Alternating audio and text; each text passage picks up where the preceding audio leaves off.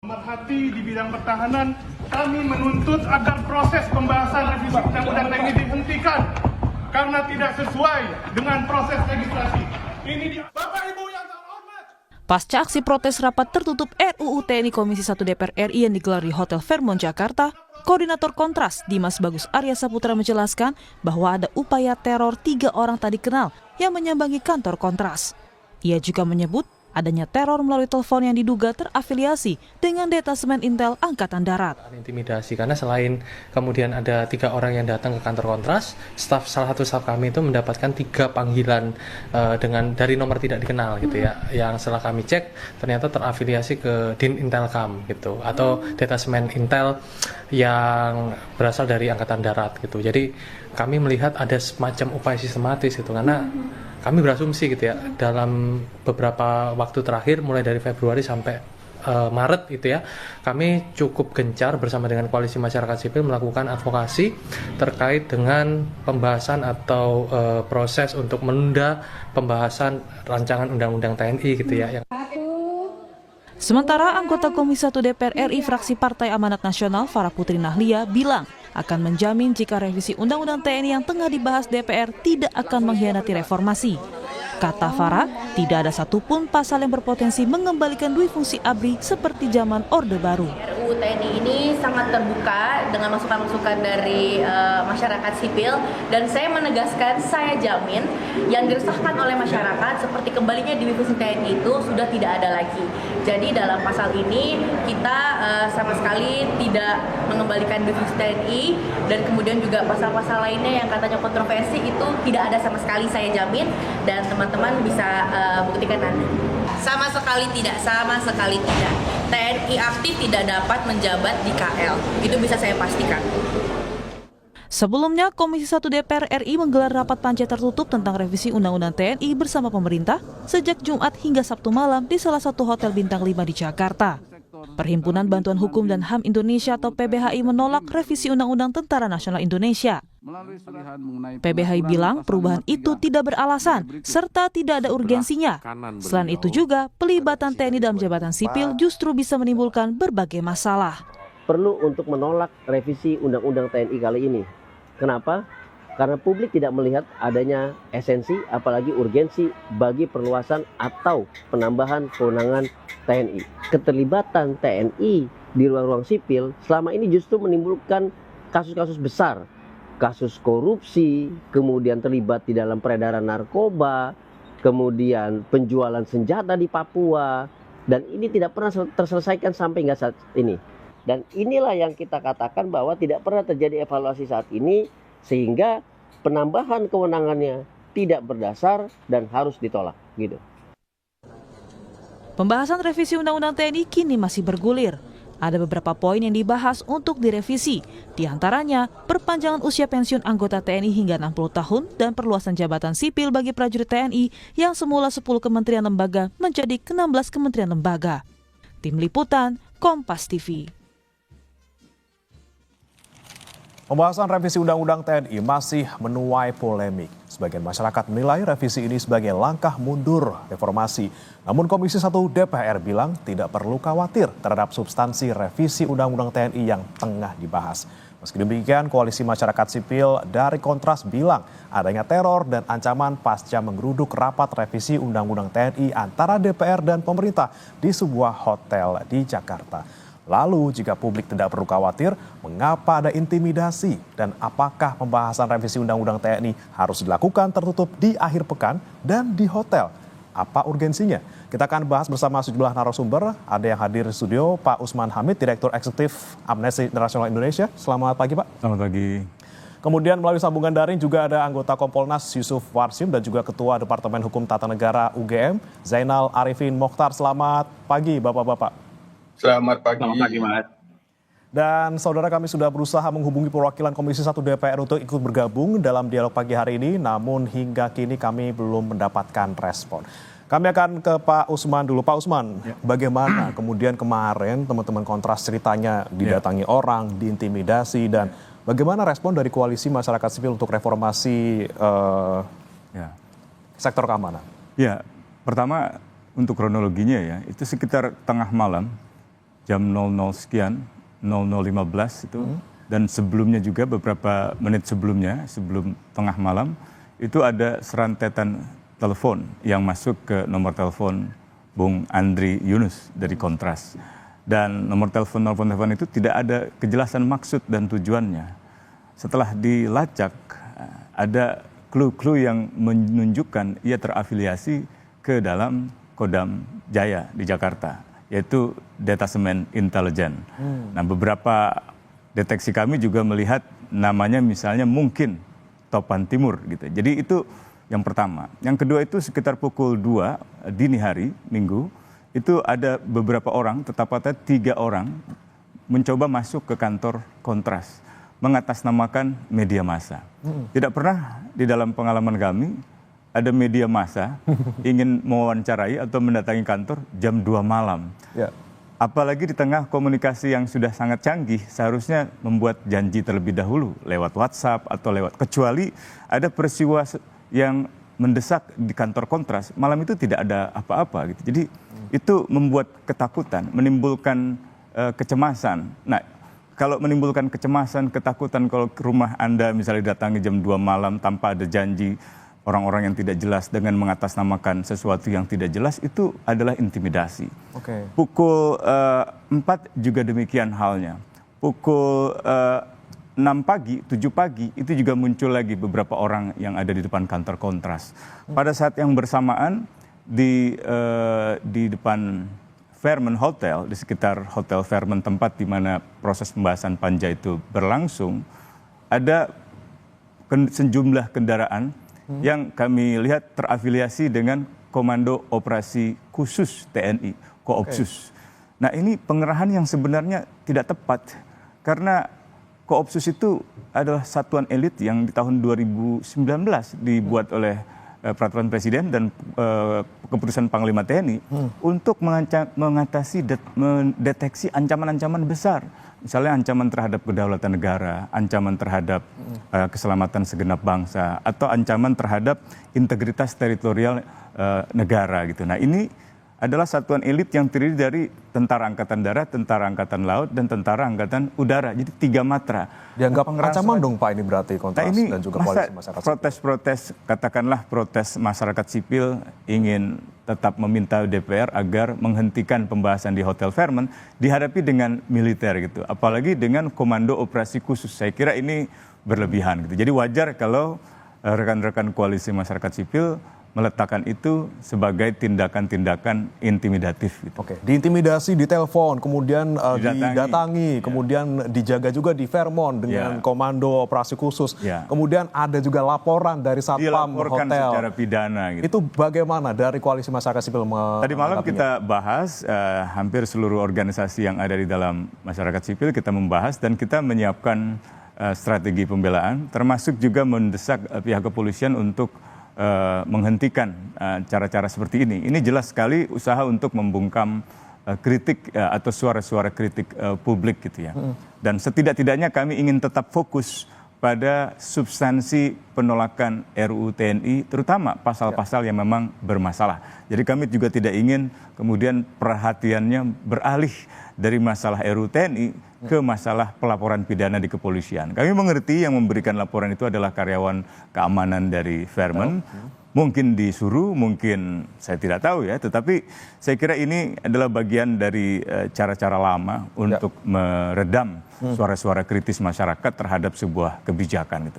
Baik. Karena itu kami meminta agar cara-cara seperti ini dihentikan. Baik, saya ke Pak Yusuf. Pak Yusuf, sudah dengar ada laporan dari Satpam Hotel tersebut untuk melaporkan teman-teman dari Kontras, Pak Yusuf? Terima kasih. Sejauh ini memang kami sudah mendapatkan informasi, terpantau ada laporan polisi di Polda Metro Jaya, SPKT Polda Metro Jaya, terkait pada tanggal 15 April ya, terkait dengan adanya peristiwa di Fairmont Hotel pada tanggal 15 April itu juga. Nah, ini yang pertama. Yang kedua, kami sendiri juga memantau adanya peristiwa yang menurut teman-teman Kontras mengalami satu dugaan intimidasi ataupun teror. Ini kami terus pantau dan cermati. Dan memang ini tentu dalam situasi di mana demokrasi kita sedang menghadapi satu tantangan. Nah, tentu kami sebagai pengawas kepolisian dalam hal ini memastikan dan meyakinkan bahwa di kepolisian sendiri kan ada komitmen pemolisian demokratik, yang salah satu prinsip pemolisian demokratik itu adalah menjunjung dan menegakkan hak asasi manusia. Oleh karena itu, ketika ada laporan polisi yang pada tanggal 15 April ini, ya tentu kita harapkan dan kita dorong dipastikan bahwa respon terhadap laporan kepolisian itu berada dalam prinsip-prinsip pemolisian demokratik, dicermati betul, tidak terburu-buru untuk disikapi apakah memang dengan dilakukan pencermatan, penelitian ada satu peristiwa yang diduga tindak pidana yang itu diperlukan tindak lanjut penyelidikan. Tentu yang itu yang kita pastikan, yang kita dorong kepada Polda Metro Jaya untuk cermat dan hati-hati menyikapi laporan polisi, meskipun laporan polisi tentu hak setiap warga negara ketika melihat sesuatu yang itu diduga ataupun indikasi adanya peristiwa pidana, tentu itu menjadi hak dan satu sisi juga kewajiban. Tapi sekali lagi kita harapkan dan kita pastikan kepolisian Polda Metro Jaya dipastikan menjalankan prinsip-prinsip pemolisian demokratik di dalam memproses laporan polisi tersebut. Oke, berarti nanti kalau misalnya ada kemungkinan dari pihak Kontras atau koalisi masyarakat sipil juga ikut melaporkan balik, dari polisi juga harus menerima, seperti itu Pak? Ya tentu, itu juga bagian dari hak masyarakat, hak individu ketika melihat satu peristiwa, mengalami atau mendengar adanya peristiwa yang diduga ada peristiwa pidana, itu juga merupakan hak dan juga merupakan kewajiban untuk melaporkan. Kami tentu sangat mengapresiasi nantinya apabila dari pihak teman-teman Kontras akan melaporkan kepolisian, sehingga kepolisian juga punya dasar untuk menindaklanjuti. Sejauh ini memang tentu dari pihak kepolisian, karena ini sudah ada di dalam pemberitaan bahwa dari teman-teman Kontras mengaku ada mengalami intimidasi dan teror, ini juga terpantau. Hanya bagaimana respon selanjutnya tentu sebaiknya memang ada laporan kepolisian.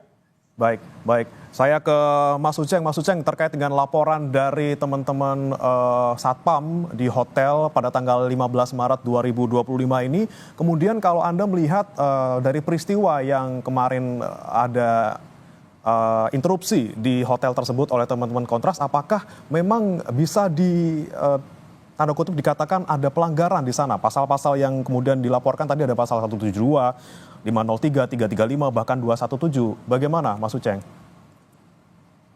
Saya kira begini ya, paling pertama kita harus tarik ke akarnya. Akar problem ini adalah karena DPR melakukan pembahasan secara tertutup. Coba Anda bayangkan, bahkan kalaupun Anda anggota DPR yang berjanji katanya bahwa ini tidak ada yang namanya dui fungsi, tapi kan itu terjadi karena tidak adanya transparansi. Sampai sekarang kita sulit mengakses mana sebenarnya dokumen resmi atau pembahasan terakhir oleh para anggota DPR. Mana bunyi pasal yang asli, karena di beberapa media sendiri tersebar dengan versi yang berbeda-beda. Ini kan seperti trauma ya, ini kan seperti trauma yang kita alami berulang kali di berbagai undang-undang belakangan terjadi gejala seperti ini, kayak kejar tayang gitu. Gejala di mana undang-undangnya dibuat tanpa melalui sebuah proses aspirasi yang memadai, partisipasi yang memadai. Kalau kita baca putusan MK itu kan sebenarnya sudah menggariskan bahwa harusnya ada meaningful participation. Ya. Bahwa setiap pembuatan peraturan perundang-undangan itu ada hak untuk didengarkan, hak untuk dipertimbangkan, dan hak untuk dijelaskan. Ya. Dan itu sudah diadopsi juga di pasal 96 Undang-Undang Pembentukan Peraturan Perundang-undangan oleh DPR. Nah, pertanyaannya adalah kenapa DPR yang sudah mengadopsi ide di pasal 96 lalu kemudian tidak melakukan apa-apa berkaitan dengan Undang-Undang TNI. Nah, pertanyaan besar itulah yang membuat kenapa ada pertanyaan soal apa yang sedang disembunyikan. apa yang sedang mencoba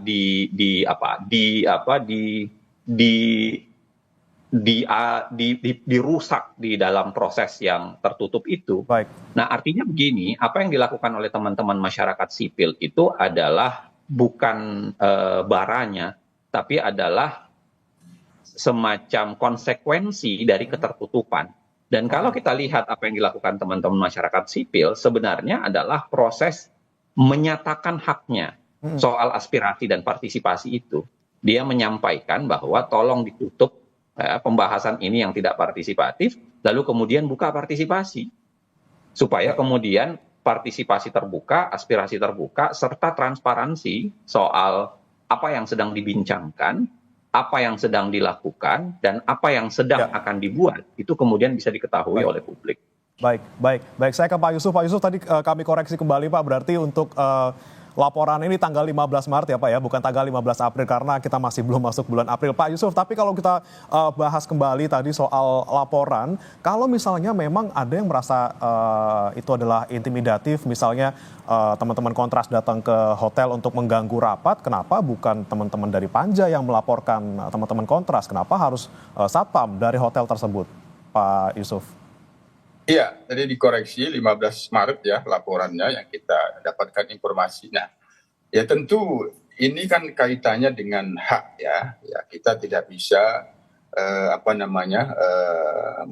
mengatur-atur, mengintervensi. Nah, apakah ini harus membuat LP Panja? Untuk itulah kami sebagai pengawas kepolisian yang bersifat eksternal ini ya mendorong dan memastikan bahwa di dalam merespon LP tersebut betul-betul cermat. Nah, betul-betul cermat bagaimana sebenarnya posisinya ya. Kalau soal Panja dan sebagainya kaitannya dengan yang melakukan rapat itu tentu juga nantinya apabila memang di dalam proses pencermatan itu dari pihak kepolisian perlu juga bekerja sama dengan Mahkamah Kehormatan Dewan, karena bagaimanapun mekanisme tata tertib rapat itu kan diatur di dalam tata tertib DPR. Apa yang dikatakan rapat Panja dan bagaimana sifat rapat itu, apakah rapat tertutup atau terbuka terkait dengan rapat pembahasan RUU. Nah, ketika itu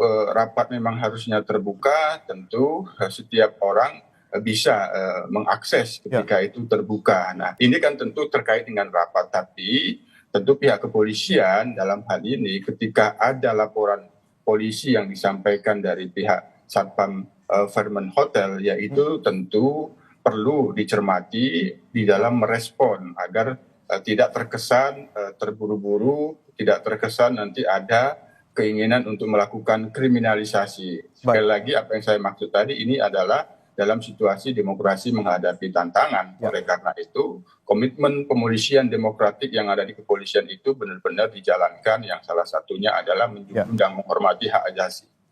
Baik. Saya ke Pak Usman lagi. Pak Usman, ini kan yang dikhawatirkan oleh teman-teman koalisi masyarakat sipil adalah rapat yang tertutup, seperti ada yang mungkin disembunyikan seperti itu. Apakah itu kekhawatiran dari teman-teman koalisi masyarakat sipil, padahal teman-teman DPR juga sudah bilang tidak akan ada difungsi TNI di sini? Ya, pertama kalau tidak akan ada dui fungsi, sebenarnya pengertian dui fungsi itu kan dua peran, dua fungsi dari TNI, baik itu urusan pertahanan maupun non-pertahanan. Nah, kalau kita periksa rapat Panja di Fairmont Hotel, sampai dini hari saya mendapatkan secara tertutup naskahnya, justru sudah ada pasal-pasal yang disetujui yang berhubungan dengan peran TNI di luar urusan pertahanan. Pasal-pasal apa tuh Pak yang kira-kira mereka sudah ya misalnya setujui? Pasal tentang penugasan TNI dalam urusan di luar pertahanan untuk mengatasi atau penanggulangi masalah narkotika misalnya gitu. Atau pasal menyangkut penempatan TNI aktif atau anggota TNI aktif di jabatan-jabatan sipil.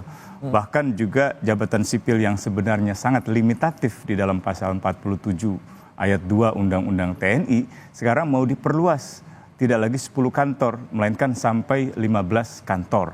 Jadi pasal-pasal itu sudah menjadi semacam kesepakatan di dalam Panja untuk kemudian disahkan nantinya, dan itu artinya pasal-pasal itu menunjukkan ada peran atau ada fungsi lain selain fungsi sebagai alat pertahanan dari TNI. Jadi jaminan pernyataan tadi tidak kredibel karena tidak dibuktikan dengan perkembangan naskah pembahasan yang disetujui di dalam panja di Hotel Fairmont itu. Oke, tapi kalau menurut Anda, Pak Usman, kalau misalnya kita lihat beberapa tahun belakangan atau selama ini kita cermati bahwa di beberapa lembaga seperti misalnya BNPB misalnya memang sudah ada TNI aktif yang ada di sana. Itu kemudian selama ini juga tidak ada protes, tidak ada yang merasa terusik. Kemudian kenapa baru sekarang ada gonjang-ganjing seperti ini? Sebenarnya kalau dilacak, misalnya pemberitaan Kompas, baik itu harian Kompas maupun kompas.com, itu ada protes-protes itu. Tapi diabaikan.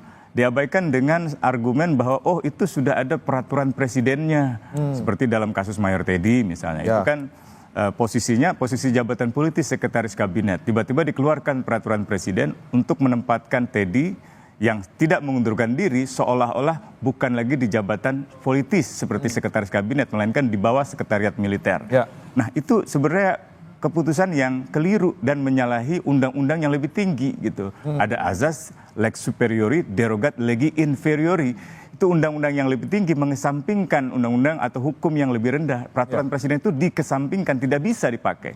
Sama halnya dengan penunjukan TNI aktif sebagai direktur utama Bulog oleh keputusan Menteri BUMN, itu juga salah gitu. Tapi lebih parah lagi, komunikasi dari Menteri BUMN, Panglima TNI dan Kepala Staf Angkatan Darat beda-beda dalam soal Panglima ini. bilang harus mundur katanya. Nah, Panglima mengatakan harus mundur. Kasat mengatakan sudah tidak lagi berdinas.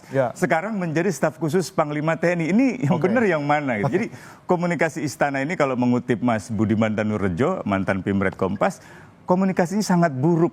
Tidak ada koherensi antara instansi, antara pimpinan instansi baik kementerian maupun lembaga. Termasuk di jajaran TNI, apalagi Kasat. Kasat mengatakan mereka yang khawatir akan duifungsi TNI di dalam RUU TNI itu otaknya kampungan. Bayangkan diksi yang digunakan itu, diksi yang saya kira tidak sepantasnya disampaikan oleh seorang jenderal. Karena diksi itu artinya kita terbelakang, kita kurang ajar. Kita tidak terdidik. Coba dibaca Kamus Besar Bahasa Indonesia itu. Dan ini sebetulnya kesalahan para perumus. Seolah-olah kata kampungan itu adalah kata yang berkonotasi negatif. Itu harus dikoreksi. Seolah-olah orang yang di kampung, ya. Saya lahir besar di Jakarta. Tapi orang tua saya orang kampung. Saya yakin Pak Maruli Simanjuntak, Kepala Staf Angkatan Darat, orang tuanya atau leluhurnya juga orang kampung. Ya, jadi pertanyaan kata-kata itu keluar dari orang yang seharusnya tidak mengeluarkan kata-kata itu dan seharusnya punya kapasitas dan juga kapabilitas. Tapi Pak Usman, kalau kita melihat misalnya TNI bilangnya, oke, saya punya kapasitas, saya punya kredibilitas di sini, saya bisa memimpin lembaga ini, itu seperti apa? Tapi jangan dijawab dulu Pak Usman, karena kita akan bahasnya usai jeda berikut ini. Saudara tetap bersama kami di Sapa Indonesia Pagi. Kembali bersama kami di Sapa Indonesia Pagi, saudara, dan kita kembali bahas terkait dengan dugaan intimidasi yang diterima oleh teman-teman dari Koalisi Masyarakat Sipil terkait dengan interupsi yang dilakukan di sebuah hotel di Jakarta dalam rapat pembahasan revisi Undang-Undang TNI. Saya coba ke Mas Uceng dulu. Mas Uceng, ini kan terkait dengan kemarin rapat yang tertutup, ini kan kemudian menimbulkan pertanyaan dari publik. Ini partisipasi publiknya di mana? Nah, kalau ketika tidak ada partisipasi publik, ada bahayanya nggak nih Mas Uceng? Dan bagaimana kemudian nanti produk undang-undang yang dihasilkan, yang kontroversial seperti ini, apakah bisa legitimate dijalankan seperti itu? Kalau di tingkat riset ya, ada riset yang menarik yang dilakukan dulu oleh seorang mahasiswa di Amerika, yang itu melihat berapa banyak undang-undang, dan dia sampai 100-an tahun dia riset, itu berapa banyak undang-undang yang dibuat tanpa partisipasi itu biasanya kehidupannya tidak lama. Karena kemudian dia mudah sekali untuk diuji dan mudah untuk diubah gitu ya, dibanding dengan undang-undang yang dibuat dengan partisipasi yang memadai. Itu satu secara teoritik. Yang kedua, kenapa partisipasi itu penting? Karena partisipasi itu menjadi batas untuk perbincangan banyak hal. Satu misalnya, yang banyak dikeluhkan dari undang-undang ini, kalau kita mau bedah, itu kan sekurang-kurangnya ada 3. Yang pertama itu adalah paradigmanya. Bagaimana sih paradigma undang-undang TNI ketika TNI terakhir itu dianggap harus balik ke barak? Kenapa saatnya sekarang itu seakan-akan ada arus balik? mau dikembalikan ke model dui fungsi itu paradigma. Yang kedua tentu saja soal substansi dan isinya. Ada isi-isi yang itu secara teknis perdebatannya banyak, ya. Bukan hanya sekedar apa yang sudah dijelaskan oleh Bang Usman tadi, tapi ada beberapa hal lagi yang tetap juga mendatangkan perdebatan. Misalnya soal usia pensiun. Kalau yang beredar di publik, usia pensiunnya itu dibikin kategorisasi gitu. Brigjen berbeda dengan Letjen berbeda, lalu kemudian Maijen berbeda, Letjen berbeda. Itu kalau misalnya draft yang kita ketahui kan ada semacam seperti itu. Secara substansi perdebatannya banyak. Dan yang ketiga tentu saja adalah bagaimana bentukan undang-undang itu seharusnya kesepakatan oleh publik. Nah, partisipasi kan fungsinya di situ. Jadi dia bisa mengawal paradigma, dia bisa mengawal substansi, dan dia bisa mengawal demokratisasi untuk sebuah isi peraturan perundang-undangan. Dan itu sebabnya kenapa undang-undang penting. Yang ketiga, saya mau bilang begini, Mas.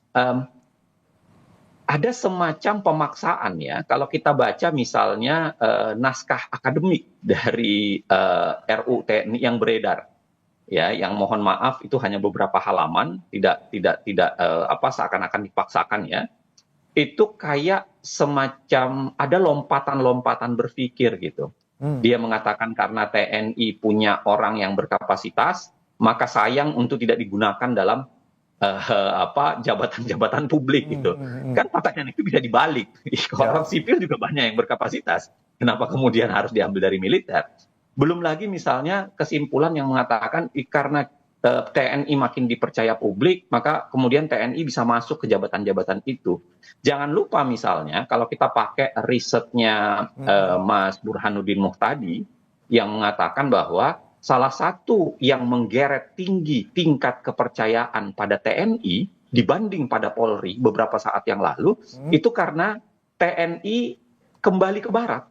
TNI tidak masuk ke wilayah-wilayah sipil terlalu banyak, yang itu diambil oleh Polri terlalu banyak ya. Kan sekarang ini seakan-akan ada, kalau istilahnya Jacqueline Baker itu ada the rise of Polri gitu. Jadi Polri itu mengalami kenaikan dui fungsi yang sangat besar. Nah, pujian terhadap TNI selama ini itu kan sebenarnya adalah karena mereka balik ke barat. Mereka kemudian bertahan tidak melakukan dui fungsi. Kok bisa menggunakan bahasa bahwa makin populer di publik itu alasan untuk balik ke barat, padahal sebenarnya dalam risetnya Mas Burhan misalnya alasan alasan makin populernya TNI itu sebenarnya adalah karena mereka bertahan tidak balik ke dui fungsi. Nah, maksud saya adalah begini, partisipasi publik itu menjadi koridor sebenarnya untuk menjaga bahwa jangan biarkan proses undang-undangnya bermasalah, paradigmanya menjadi rusak. Plus yang ketiga, paradigma cara berpikirnya itu dimonopoli oleh satu pihak kepentingan saja gitu. Begitu. Jadi intinya partisipasi publik penting karena kalau tidak ada partisipasi publik bisa saja nanti lebih gampang diuji dan juga nanti bisa direvisi kembali ataupun dibatalkan gitu ya Mas ya. Cuman, baik. Ini Mas, satu hal yang saya mau sampaikan. Saya selalu khawatir itu malah jadi alasan yang dilakukan oleh pembentuk undang-undang. Kami buat serampangan, kami buat seburuk-buruknya. Kalau ada problem silahkan bawa ke MK. Nah, itu sebabnya kenapa saya tidak mau mengatakan terlalu buru-buru untuk bicara soal MK-nya. Karena kan sudah berulang kali tuh. Alasan pembentuk undang-undang selalu begitu. Undang-undang MK begitu, undang-undang Cipta Kerja begitu, undang-undang KPK begitu. Kalau udah di MK nanti makin susah ya Mas Uceng ya? Iya, silahkan bawa ke MK itu bahasa kayak jimat terakhirnya DPR gitu. Ya, baik. Sebelum saya ke Pak Yusuf, kami sudah mengundang atau mencoba mengundang Komisi 1 DPR, saudara, namun hingga saat ini kami masih belum mendapatkan respon dari perwakilan Komisi 1 DPR. Saya ke Pak Yusuf. Pak Yusuf, kita kembali lagi terkait dengan intimidasi yang dilakukan ataupun yang diduga diterima oleh teman-teman dari Kontras. Ini bagaimana kemudian dari Kompolnas memastikan bahwa jangan sampai kemudian ini justru laporan dari Satpam Hotel ini justru malah nanti menggiring isu ini ke pidana, bukan justru ke esensinya, yaitu terkait dengan pembahasan revisi Undang-Undang TNI. Dan ke depannya bagaimana Pak Yusuf supaya tidak ada lagi mungkin dalam tanda kutip pembungkaman terhadap suara-suara publik? Ya, tadi sebagaimana yang saya sampaikan di awal, laporan polisi itu kan dibuat oleh salah satu warga negara, tentu itu adalah hak dan juga merupakan kewajiban. Kami sebagai pengawas dalam hal ini, pengawas kepolisian tentu terkait dengan bagaimana merespon dan menindaklanjuti laporan polisi, tentu kami mendorong dilakukan secara profesional, sesuai dengan peraturan perundang-undangan, sesuai dengan Perkap. Apabila ketika ada LP, siapapun, dari manapun, ketika itu dihentikan atau ditolak, itu nanti akan menjadi masalah. Nah, itu kaitannya dengan LP yang dari Fairmont Hotel. Ya. Oleh karenanya, ya dilakukan secara profesional saja, hanya perlu cermat. Nah, profesional tentu sesuai dengan Perkap tentang penyidikan tindak pidana. Bagaimana LP itu diproses, bagaimana nantinya LP itu dihentikan, itu ada prosesnya gitu. Termasuk nanti apabila dari teman-teman kontras juga akan melaporkan, tentu dipastikan bahwa LP itu tidak bisa ditolak. Nah, tapi LP itu diproses sebagaimana Perkap tentang penyidikan tindak pidana. Kalau memang tidak ada unsurnya dari LP Fairmont Hotel, dipastikan pasti penyidik akan menghentikan penyelidikannya nantinya apabila dilakukan penyelidikan. Semuanya sekali lagi tentu dilakukan secara profesional, tidak ada pemaksaan-pemaksaan. Bagaimana nantinya akan dihentikan, akan dilanjutkan, semuanya itu sudah diatur di dalam Perkap tentang penyidikan tindak pidana. Oke, kalau memang tidak layak untuk dilanjutkan akan dihentikan. Saya ke Pak Usman lagi. Pak Usman, memang ada rencana dari Koalisi Masyarakat Sipil untuk melaporkan balik, Pak? Ada.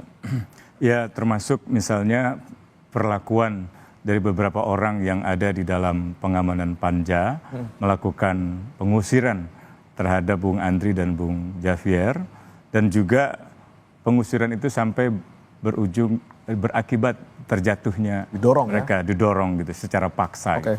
Nah, saya kira cara-cara seperti itu tidak perlulah gitu, dan mestinya pimpinan rapat cukup mengambil alih atau bahkan mempersilahkan Andri dan Javier menyampaikan pandangannya dan kemudian mengajak untuk dialog. Saya kira itu jauh lebih memperlihatkan idealnya seperti itu. Kalau memang wakil rakyat ini juga memperhatikan pentingnya partisipasi publik. Tapi kan yang terjadi justru sebaliknya. Jadi justru perbuatan fisik, dorongan fisik yang mengakibatkan terjatuhnya Andri misalnya, itu tidak dialami oleh anggota dewan yang ada di sana atau staf-staf anggota dewan atau petugas keamanan yang ada di Fairmont. Jadi kalau kita baca ke laporannya itu kan petugas keamanannya RYR merasa dirugikan akibat dari tindakan anggota Koalisi Masyarakat Sipil. Kerugiannya apa?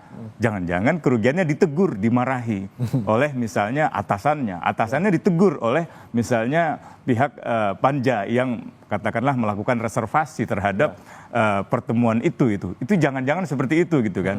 Tapi kembali lagi kepada yang disampaikan Bung Uceng tadi, saya kira itu benar bahwa pada esensinya kan partisipasi publik itu yang ingin dipastikan berjalan oleh kawan-kawan Koalisi Masyarakat Sipil. Dan seharusnya DPR paham, saya yakin mereka paham itu gitu. Cuman kan sekarang ini seperti tadi Pak Hasim juga sampaikan, demokrasi sedang mengalami tantangan sehingga usaha-usaha partisipasi publik tampaknya seringkali diredam. Bahkan kalau kita bicara demokrasi mengalami tantangan, VDEM, Indeks Demokrasi VDEM itu sudah menempatkan Indonesia bukan lagi negara demokrasi, tetapi sebagai negara autokrasi elektoral. Jadi tidak ada lagi demokrasi, kecuali yang tersisa adalah pemilu. Indonesia sudah menjadi negara autokrasi gitu. Karena kebebasan sipilnya, berpartisipasi, berekspresi, berpendapat, itu diredam. Kebebasan beroposisinya hampir tidak ada. Semua ketua umum partai kecuali PDIP jadi menteri gitu kan, rangkap jabatan, ada konflik kepentingan. Sebenarnya siapa eksekutif, siapa legislatif kalau begini halnya? Siapa yang mengawasi? Dan anggota-anggota Komisi 3, Komisi 1 maksud saya, kecuali seperti Pak TB Hasanuddin, hampir tidak ada yang bersuara kritis gitu. Kalaupun mau menyampaikan pendapat yang sedikit kritis, mengatakan atas nama pribadi. Loh, bagaimana? Anda kan sudah wakil rakyat. Anda wakil partai, Anda harusnya mewakili kepentingan umum gitu kan, bukan pribadi lagi. Ini yang saya kira sangat disayangkan. Tapi sejauh ini Pak Usman, kalau dari Koalisi Masyarakat Sipil sudah menerima informasi ataupun data belum terkait dengan berapa sih banyak teman-teman yang bersuara, kemudian ada yang dilaporkan seperti itu. Sudah ada berapa banyak? Kalau Amnesty International beberapa tahun lalu sudah merilis satu laporan yang cukup komprehensif, itu paling tidak 328 aktivis masyarakat sipil, termasuk warga biasa yang menyuarakan kritiknya, mengalami kriminalisasi, mengalami intimidasi. Ya. Dan ini sebenarnya sudah terasa sedari awal pemerintahan Jokowi gitu. Jadi 10 tahun terakhir ini demokrasi benar-benar mengalami regresi. Bahkan tadi saya katakan indeks demokrasi yang sangat kredibel, VDEM, sudah menempatkan Indonesia bukan lagi demokrasi tapi autokrasi. Meskipun masih memiliki pemilu gitu. Tapi pemilunya kita tahu diragukan oleh banyak pihak kredibel. Baik, terakhir Pak Usman, ini sebelum kita closing statement dulu. Nah, soal kapasitas tadi yang saya utang sama saudara tadi yang terkait dengan ini. Kalau mereka punya kapasitas kemampuan kredibel, kenapa enggak gitu Pak Usman? Katakanlah ya, misalnya kredibel gitu ya, di dalam konteks urusan pertahanan. Ya oke, sudah kita ditempatkan di Kementerian Pertahanan. Iya. Atau katakanlah di urusan Bulog. Masalahnya undang-undang melarang itu. Masa kita atas nama kompetensi mau menabrak undang-undang? Tapi katakanlah boleh semuanya. Wah, ini orangnya memang benar-benar mampu. Ya. Sederhana. Copot seragam Anda, kepangkatan Anda, mundur, copot senjata Anda. Ya. Itu kan esensi dari kenapa kalimatnya adalah anggota TNI hanya dapat menduduki jabatan sipil setelah mengundurkan diri atau pensiun dini. Oke. Nah, yang dilakukan oleh Presiden dalam kasus Mayor Tidi, yang bersangkutan belum mengundurkan diri. Harusnya setelah mengundurkan diri, harusnya setelah pensiun. Yang dilakukan terhadap Dirut Bulog, Pak Helmi misalnya gitu, itu juga dilakukan sebelum mengundurkan diri. Jadi ini masalah serius gitu, kita tidak patuh pada undang-undang gitu. Jadi saya kira kalaupun ada kompetensi yang benar-benar tidak diragukan lagi, ya copotlah senjatanya, lucuti seragamnya. Sehingga tidak ada hierarki kemiliteran yang bersifat top down itu diberlakukan di dalam organisasi kementerian atau diberlakukan di dalam kelembagaan pemerintah. Organisasi militer dengan sistem kemiliteran, komando dan monopoli kekerasan melalui alat-alat peperangan itu baik untuk organisasi militer, tapi bukan untuk situasi perang, untuk bukan jabatan untuk sipil. birokrasi sipil. Baik, gitu. Baik. Saya ke Mas Uceng. Mas Uceng, seperti apa Mas terkait dengan mungkin kita bisa katakan ini ada supremasi sipil yang terancam terkait dengan revisi Undang-Undang TNI. Terakhir, nih sebelum kita closing, Mas Uceng.